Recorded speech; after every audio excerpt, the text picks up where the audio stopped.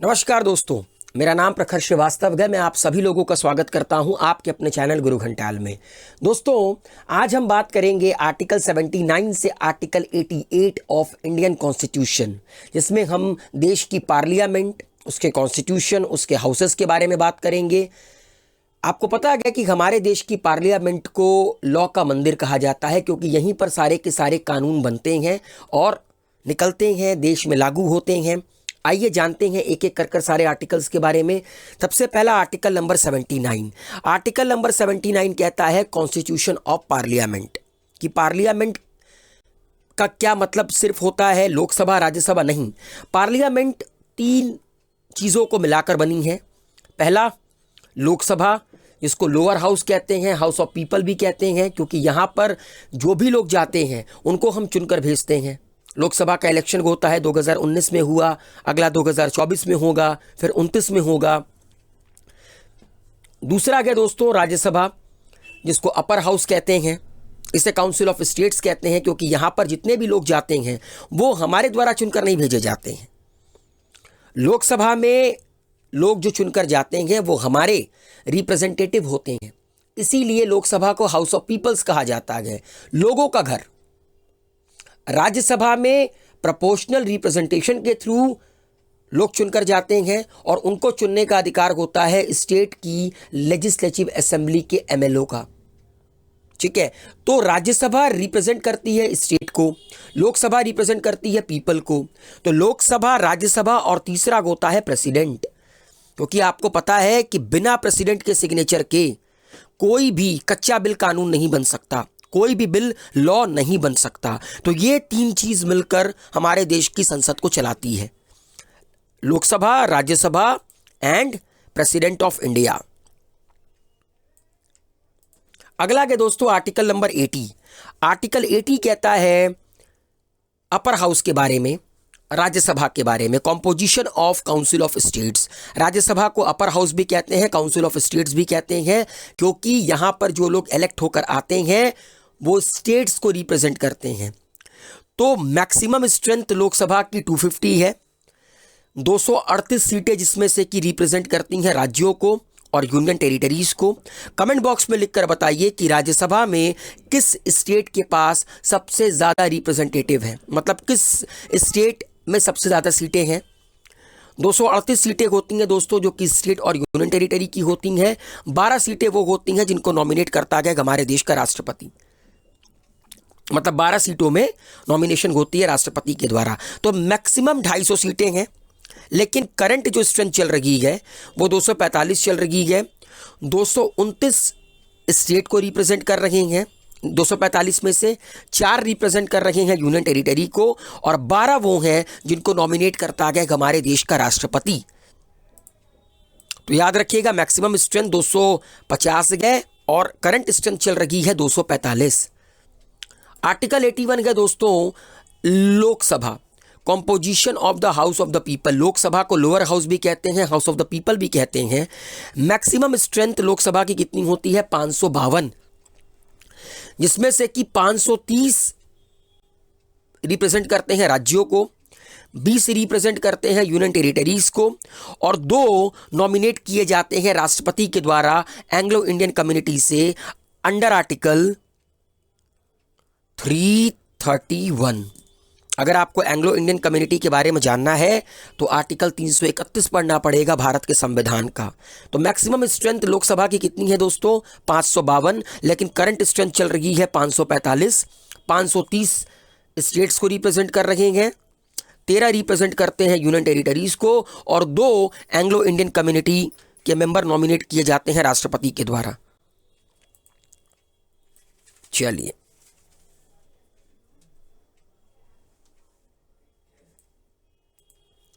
अगला आ गया article number 82, री एडजस्टमेंट आफ्टर ईच सेंसस। देखिए, हमारे लोकसभा, राज्यसभा में जो नंबर ऑफ सीटें होती हैं ना, ये डिपेंड करती हैं पॉपुलेशन के ऊपर।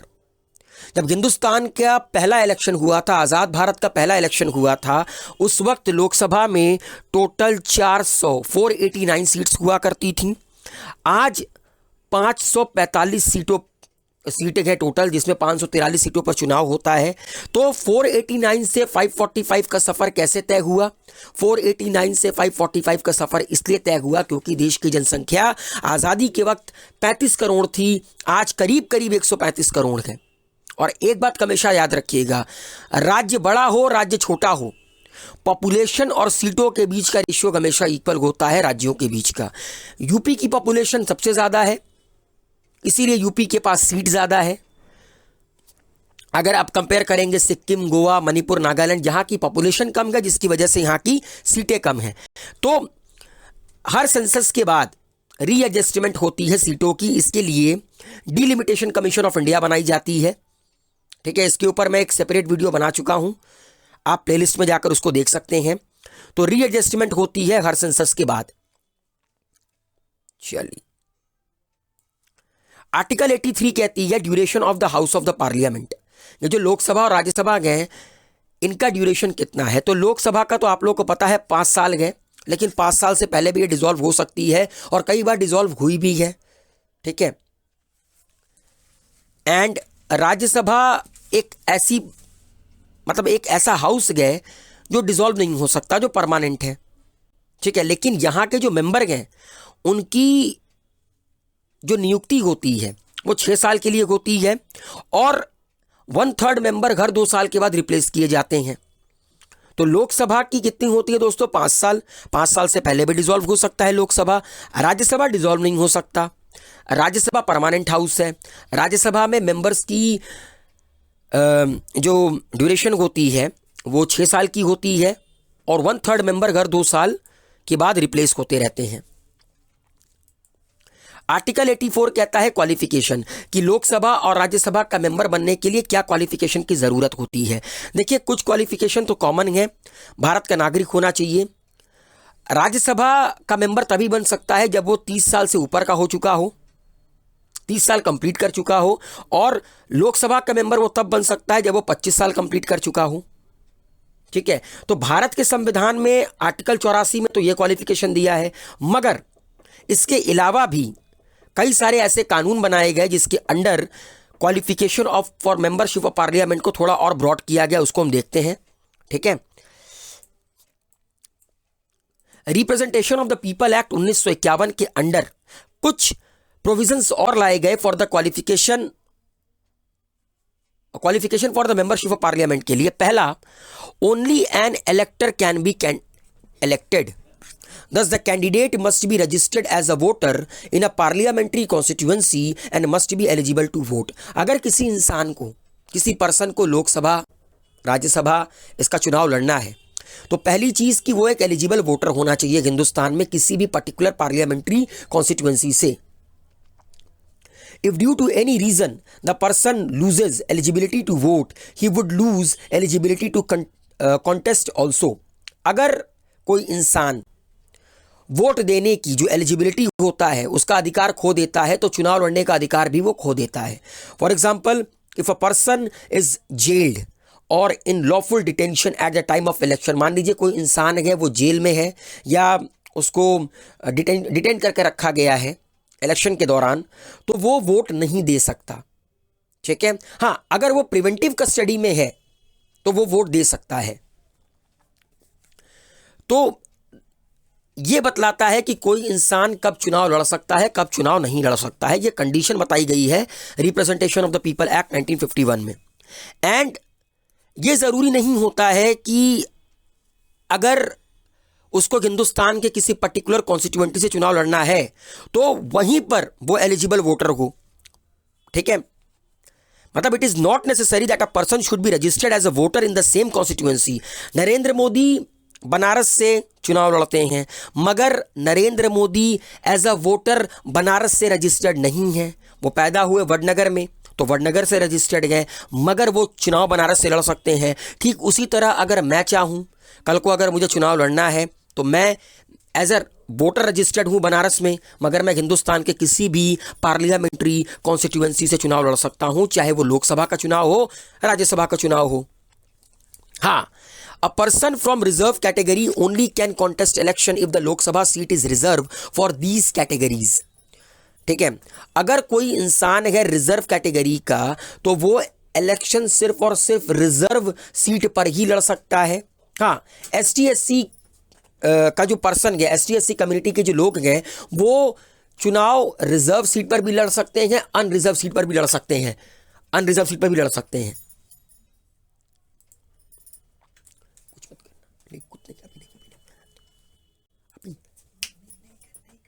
अगला है आर्टिकल नंबर 85। आर्टिकल नंबर 85 कहता है sessions of parliament, prorogation, dissolution. देखिए, राष्ट्रपति के पास ये अधिकार होता है, क्योंकि राष्ट्रपति भी पार्लियामेंट का हिस्सा है। राष्ट्रपति टाइम टू टाइम दोनों हाउसेस ऑफ पार्लियामेंट को समन दे सकता है, बुलावा दे सकता है, ठीक है, कहीं पर भी उनकी मीटिंग करा सकता है। ऐसा नहीं है कि सिर्फ पार्लियामेंट के अंदर ही लोकसभा राज्यसभा की मीटिंग हो सकती है। जहां राष्ट्रपति को सही लगे, जिस वक्त सही लगे, राष्ट्रपति उन्हें बुलावा भेज सकता है, मगर वो ये इंश्योर करता है कि 2 सेशन के बीच में, जैसे फॉर एग्जांपल मान लीजिए कि मॉनसून सेशन खत्म हुआ आखिरी दिन और अगला सेशन स्टार्ट हुआ पहला दिन, इसके बीच में 6 महीने का गैप नहीं होना चाहिए, 6 महीने का गैप नहीं होना चाहिए। और इसका जब मन करे, मतलब फ्रॉम टाइम टू टाइम, ऐसा नहीं जब मन करे। यूजुअली होता क्या है, काउंसिल ऑफ मिनिस्टर ही तय करते हैं, तो ये किसी भी हाउस को स्थगित कर सकता है या किसी भी हाउस को डिसॉल्व कर सकता है। वैसे डिसॉल्व करने का दारोमदार तो वैसे council of minister aid and advise करते हैं आर्टिकल नंबर 73 के तहत, सॉरी 74 के तहत, तब जाकर ये चीज़ पॉसिबल हो पाती है। तो याद रखिएगा, राष्ट्रपति स्थगित भी कर सकता है, बुलावा भी भेज सकता है कि बेटा चलो आ जाओ, मीटिंग है आज, बहुत हो गया ऑनलाइन क्लासेस, चलो ऑफलाइन आओ। आर्टिकल नंबर 86 होता है कि राष्ट्रपति के पास यह अधिकार होता है कि राष्ट्रपति हाउसेस को एड्रेस कर सकता है, उन्हें मैसेज भेज सकता है, ठीक है। The president may address either house of parliament or both house assemble together for that purpose require the attendance of members. राष्ट्रपति चाहे तो किसी एक हाउस को एड्रेस कर सकता है, दोनों हाउसेस को एड्रेस कर सकता है, कंबाइन कर और राष्ट्रपति किसी भी हाउस ऑफ पार्लियामेंट को मैसेज भेज सकता है। मान लीजिए अगर किसी भी हाउस में बिल पेंडिंग है, ठीक है, तो वो उस हाउस को यह मैसेज दे सकता है कि उस बिल के ऊपर ध्यान दें, उस बिल को पास करें। Otherwise and a house to which any message is so sent shall with all convenient dispatch considered any matter required by the message to be taken into consideration। और राष्ट्रपति के मैसेज को ऐसे नहीं कि आया गया कर सकते हैं, आपको कंसीडर करना पड़ेगा। तो एड्रेस कर सकता है, मैसेज भेज सकता है आर्टिकल नंबर 86 के तहत। आर्टिकल नंबर 87 होता है दोस्तों स्पेशल एड्रेस। जब भी पहला सेशन होता है हर इलेक्शन के बाद, जैसे फॉर एग्जांपल 2019 का इलेक्शन खत्म हुआ, रिजल्ट आ गया, प्रधानमंत्री बन गए, जब पहला सेशन होगा, ठीक है, साल का और हर जनरल इलेक्शन के बाद का, at the commencement of the first session after each general election to the house of the people. House of the people मतलब लोकसभा के इलेक्शन हुआ, लोकसभा की पहली मीटिंग बैठी, पहला सेशन बैठा, पहले दिन आपका राष्ट्रपति क्या करेगा, एड्रेस करेगा पूरी की पूरी लोकसभा को। And at the commencement of the first session of each year the president shall address both the houses of the parliament assemble together and inform parliament of the causes of its summon. और साल की जब शुरुआत में पहला session होगा, जिसको usually हम लोग कहते हैं बजट सेशन, जो कि फेब से लेकर मई तक होती है, दोनों हाउसेस को कंबाइन करेगा, पार्लियामेंट में बुलाएगा और एड्रेस करेगा और उन्हें कारण बताएगा कि उन्हें क्यों बुलाया गया है।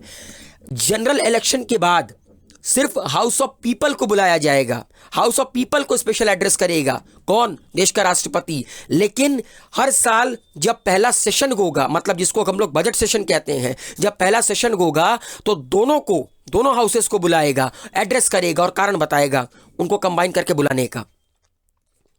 Provisions shall be made by the rules regulating the procedure of either house for the allotment of time for discussions of the matter referred to in such address। And provision बनाया जाएगा, provision shall be made by the rules के according provision बनाया जाएगा जो कि regulate करेगा किसको, the procedure of either house for the allotment of time for discussion of the matter referred to in such address। मतलब कि जब राष्ट्रपति के स्पेशल एड्रेस में टाइम दिया जाएगा लोकसभा को, मतलब एक तरह का अलॉटमेंट ऑफ टाइम दिया जाएगा कि जब दोनों हाउसेस अपने मैटर पर डिस्कस कर सकते हैं। अगला आर्टिकल है दोस्तों आर्टिकल नंबर 88। ठीक है, right of minister and attorney general as respect houses. हर मिनिस्टर और attorney general of India, article number 76, the highest legal officer of India, उनके पास ये अधिकार होगा कि वो लोकसभा, राज्यसभा इनकी प्रोसीडिंग में बोल सकते हैं। ठीक है, joint sitting of the houses में भी जाकर बोल सकते हैं, किसी भी कमिटी ऑफ पार्लियामेंट में बोल सकते हैं। ठीक है, लेकिन attorney general of India vote नहीं कर सकता। ठीक है, हर मिनिस्टर वोट नहीं कर सकता। ठीक है, राइट टू व्हाट सिटिंग का अधिकार है आर्टिकल नंबर 88 के तहत, मगर वोट करने का अधिकार नहीं है।